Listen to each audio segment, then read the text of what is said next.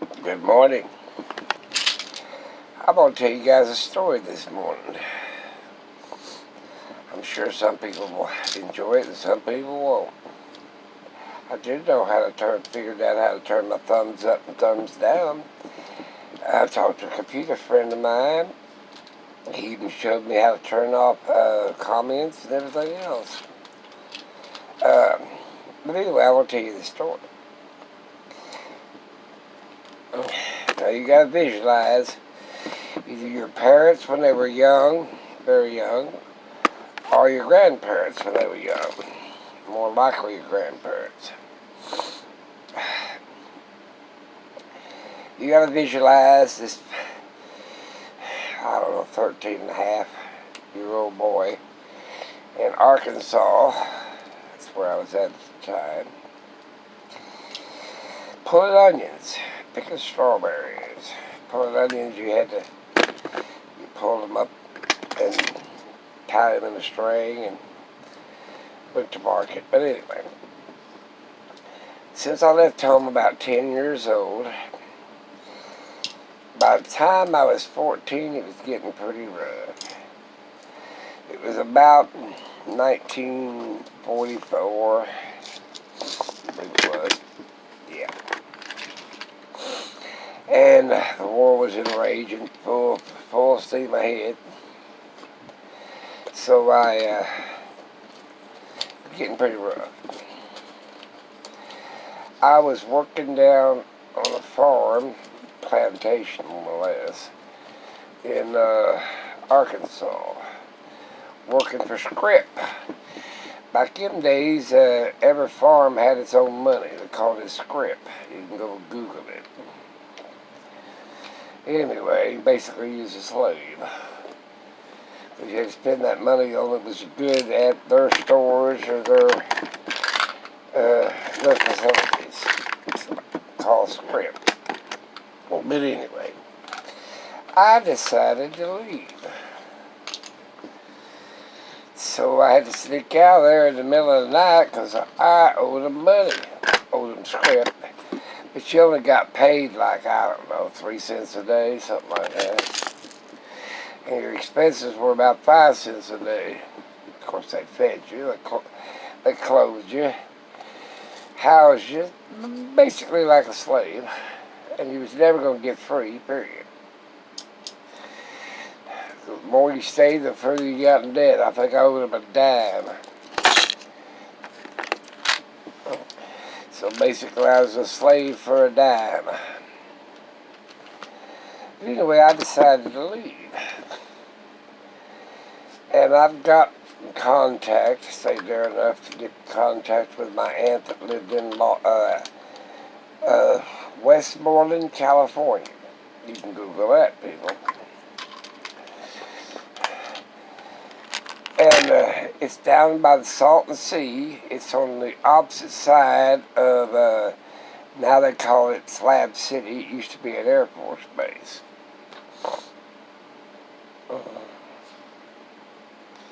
But anyway, I decided I was leaving.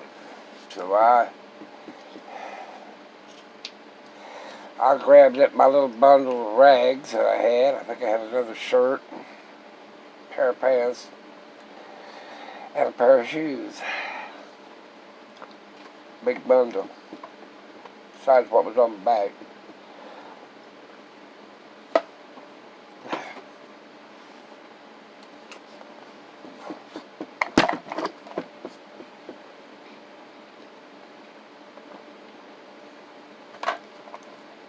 I got all that crap. So I knew the Amish people, even if they leave the community and go out on their own, they still have one deal that's burned into them, and that's hospitality. Just like I said, she said, I'm not going to help you get here, which is over 2,300 miles or something like that, 2,300 miles, okay. But she said, I won't turn you away if you get here. do that. So I started off. And, I hitchhiked. I got rides from one little dirt water town to the next. I rode a train. The train I rode was boxcars. In other words, I was hopping freights. Well, any way I can get there. And I'll tell you that story along the way because I don't want it to go forever. Maybe 3 hour story and then got to the point about it anyway. Anyway, I finally showed up there in Westmoreland. Well, she believed in school. It sat with her, so she enrolled me in school, so on and so forth. But the story was, now, her husband that she married owned the biggest part of all the lettuce fields and the produce fields in the desert down there by the Salton Sea. I mean, he owned thousands of acres. So I automatically was put to work picking fruit, picking vegetables. And right along with Hispanics and anybody else that was down there in the desert. Runaway kids like I was, families, Hispanic families that came up in the South. It wasn't a build the wall idea back in the days. Anybody get that vegetables in and stuff like that, they hired them. You didn't get paid much. I didn't get paid hardly anything at all because I lived there. But it was enough for my little odds and end things. Maybe some candy along the way and odds and ends. My aunt took very well care of me. Her name was Annabelle. She had about 6 or 7 different last names. I'll tell you that in a story one of these days. She'd been married so many times. Her husband usually died. The family called her Black Widow, but she actually fed him to death. That woman cooked 7 different things for breakfast, and that means 7 different kinds of meat. Plus all the side orders. She could cook. She taught me how to cook. Anyway, I was in the right time at the right place, and I was a teenager. Boy, that was a good combination. I learned to drive the harvest trucks. I learned to do almost everything out there on that farm. I say farm, hell, it was a what they call a hacienda or whatever they call it. Ranchero, that's what they use. The Spanish people call it, ranchero. There's thousands of acres down there in that San Bernardino Valley. That's what it was, San Bernardino Valley. I stayed with her through high school. I stayed with her till about the 2 years of junior college. And then I drifted around after that. I figured I was grown. But what the moral of this story was, I'd come in and in the evening time, and she's a gypsy now. She was my mother's sister, older sister. 19 years older than my mother was. She was quite old. And she liked to play with cards. And I could tell you, she'd do a little fortune telling, this, that, and the other, but this ain't the moral of the story. The moral of the story was, she'd play solitaire. And I said, Aunt Belle, I don't think that's the way you play solitaire. Because she didn't play it like the regular solitaire. She actually played double sol. They call it double sol. And one day I'll show you how to play it. What you do is you split the deck in half. Half goes to one person, half goes to the other person. And you put 4 cards down to represent the 4 aces of the 4 kings, basically kings.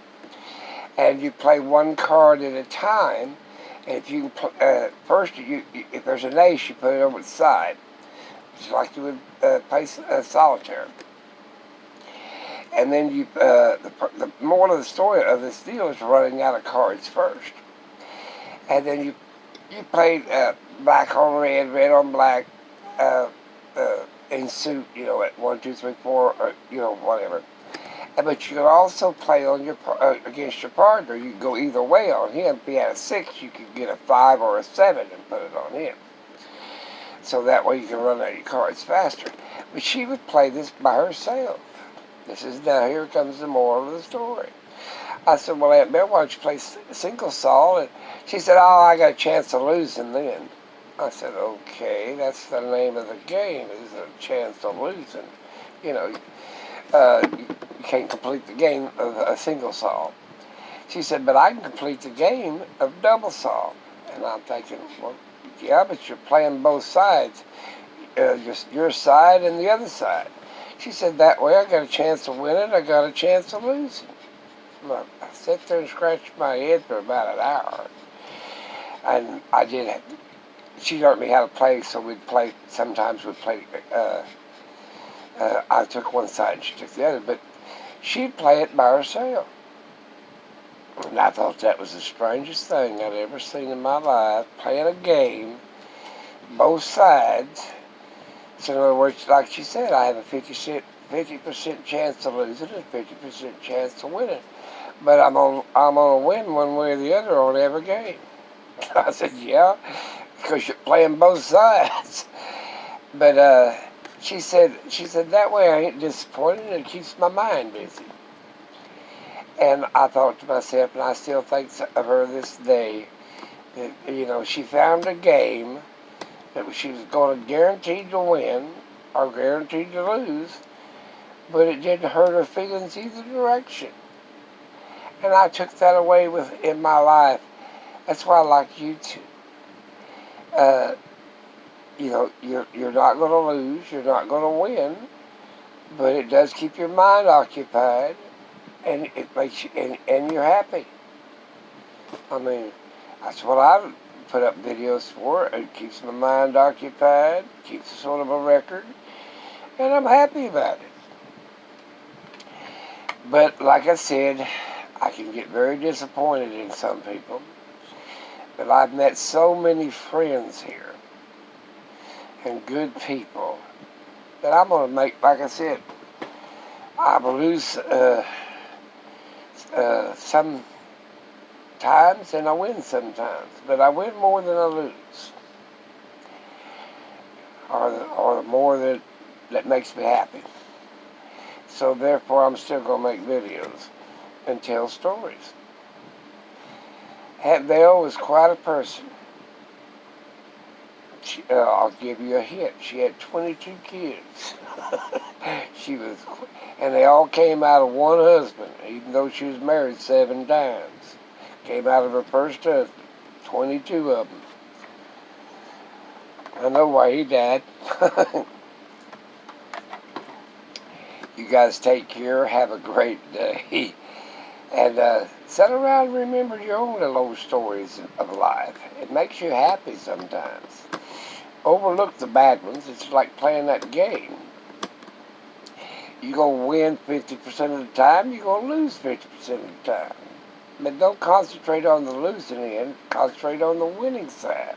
Take care and have a great day.